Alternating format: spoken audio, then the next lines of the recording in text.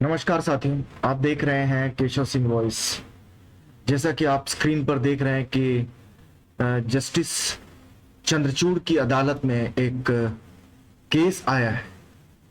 एक जनहित याचिका जिसे हम कह सकते हैं वो है इलेक्शन फ्रीबी पे। जो आजकल जो जो पार्टियां हैं कि चुनावी मौसम चालू होते ही कि जो फ्रीबीज करते हुए जो कुछ देती हैं, तो उस पर किसी ने जनहित याचिका डाली है।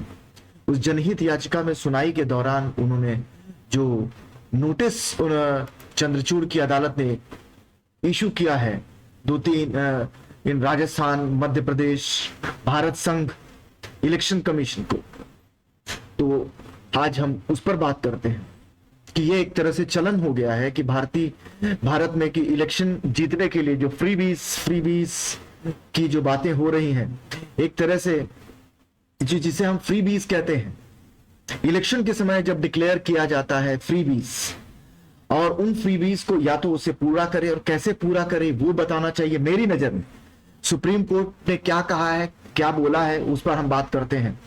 मेरी नजर में जो होता है वो फ्रीबीज कुछ नहीं होता।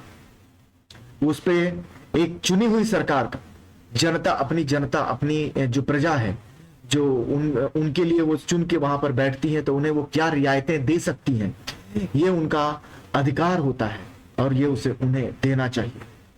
लेकिन जिसे अब हम फ्रीबीज कहते हैं, क्योंकि इसमें बहुत सारी चीजें ऐसी हैं कि इलेक्शन से पहले यानी चुनाव से पहले जो सरकारें हैं जो सत्ता में होती हैं, वो बहुत सारी चीजें कह जाती हैं और बाद में सत्ता में आने के बाद वो कर नहीं पाती।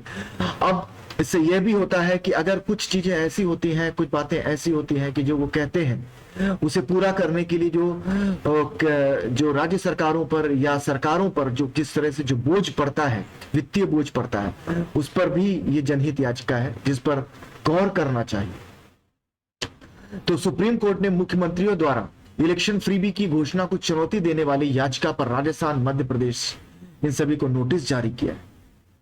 जो 6 अक्टूबर को नोटिस जारी किया है, पीठ है उसने भारत संघ, राजस्थान, मध्य प्रदेश राज्यों और भारत के चुनाव आयोग को नोटिस जारी कर मामले को 4 सप्ताह के बाद फिर से समय दिया है कि 4 सप्ताह में वो अपना जो जवाब है वो सुप्रीम कोर्ट में दाखिल करे।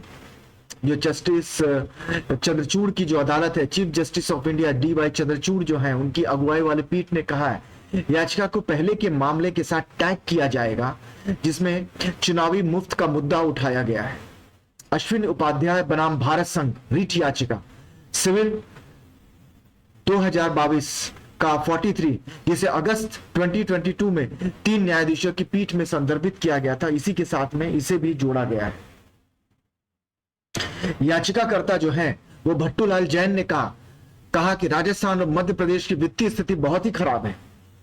जिन्होंने याचिका जो उन्होंने डाली है, उन्होंने कहा है कि जो वित्तीय स्थिति है बहुत खराब है, जैसा कि भारतीय रिजर्व बैंक की रिपोर्ट से भी पता चलता है। फिर भी इन राज्यों के जो मुख्यमंत्री हैं, ये साल के अंत में होने वाले विधानसभा चुनाव से कुछ महीनों पहले जो नकद लाभ की जो घोषणा करते हैं, उन्होंने तर्क दिया कि मध्य प्रदेश राज्य में स्थिति इतनी खराब है कि राज्यों द्वारा लोन लेने की सार्वजनिक संपत्तियों को गिरवी तक रख दिया गया है। अब अगर ये बातें अगर सही हैं, तो जो फ्रीबीज जो राज्य सरकारें जो देती हैं, या राज्य सरकारें या यूं कहें कि सरकारें, चाहे वो केंद्र सरकार हो चाहे वो राज्य सरकार हो, अगर कोई भी अगर इससे राज्य पर या देश पर वित्तीय संकट अगर पैदा होता है और वो देने से, तो उस पर सवालिया निशान तो खड़े होते हैं। आपके पास आमदनी इतनी हो, उस आमदनी में से अगर जो पैसा अगर आप अपने जनता को देना चाहे तो उसका हमें वेलकम करना चाहिए। लेकिन अगर ऐसी बात नहीं है, वित्तीय संकट पैदा होता है और इस तरह की स्थिति पैदा है, अगर राज्य में पैसों की कमी है और उन्हें अपनी जो संसाधनों को गिरवी रखकर अगर पैसे उठाने पड़ रहे हैं, तब तो ये सही नहीं, किसी भी तरह से ऐसा सही नहीं कहा जा सकता। जो वकील है उन्होंने उत्तर दिया है कि सार्वजनिक हित क्या है और क्या नहीं, इसके बीच एक रेखा खींचनी होगी। नकदी बांटना सरकार को नकदी वितरित करने की अनुमति देने से ज्यादा क्रूर कुछ नहीं है। चुनाव से 6 महीने पहले ये चीजें शुरू हो जाती हैं और आखिरकार इसका बोझ कर देने वाले नागरिकों पर ही पड़ता है। जो ये जो सारी जो चीजें जो दी जाती हैं आम जनता को, ये आता कहां से? ये आता तो उन्हीं जगहों से है, आम जनता द्वारा ही लिया जाता, उनका ही टैक्स का पैसा अगर उन्हें उस तरह से अगर दिया जाए और जिससे वित्तीय संकट अगर पैदा हो तो ये सही नहीं। पीठ इस मामले पर विचार करने को राजी हो गई। खंडपीठ ने याचिकाकर्ता से राजस्थान और मध्य प्रदेश के मुख्यमंत्रियों को पार्टी की सूची से हटाने और उसकी जगह संबंधित राज्य सरकारों को देने को भी कहा गया। ये उनका ये कहना है कि इसमें पार्टी नहीं, इसमें पार्टी मत करिए, इसमें राज्य सरकारों को ये भेजिए और चुनाव आयोग को भेजिए, चुनाव आयोग ने इस पे जवाब देना है। याचिकाकर्ता ने तर्क दिया कि भारत की संचित निधि में मौजूद धनराशि का उपयोग मुख्यमंत्री द्वारा चुनाव से पहले मतदाताओं को लुभाने के लिए नहीं किया जा सकता।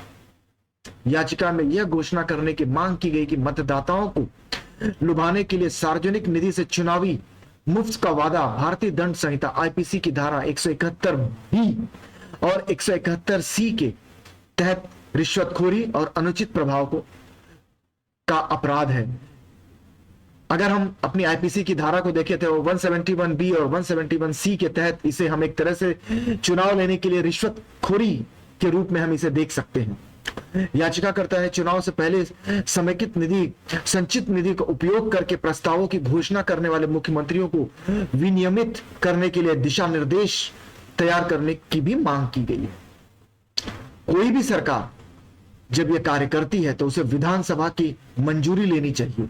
मंजूरी के बिना मुफ्त बिजली, मुफ्त पानी या ऋण माफी की घोषणा नहीं कर सकती, चाहे कोई भी सरकार सत्तारूढ़ हो। चूंकि पैसा हमारे करदाताओं का है, इसलिए उन्हें इसके उपयोग की निगरानी करने का अधिकार है। केस का जो टाइटल होगा वो होगा भट्टूलाल जैन बनाम भारत संघ WPC नंबर 1044/2023। तो इस पर अब ये केस जो है वो चंद्रचूड़ की अदालत में है।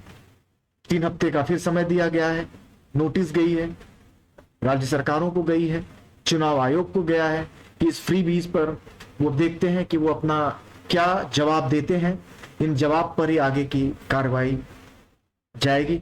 जनहित याचिका पे जो डाली गई है ये बहुत ही सराहनीय है, ये बहुत जरूरी थी, क्योंकि इस पर लगाम लगना बहुत जरूरी था।